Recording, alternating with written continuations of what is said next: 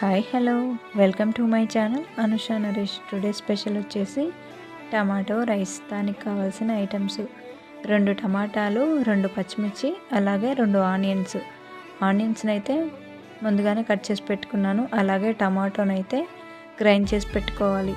ముందుగా stove on చేసి బాండి పెట్టుకొని 2 టేబుల్ స్పూన్ల ఆయిల్ అయితే యాడ్ చేసేసుకుందాం.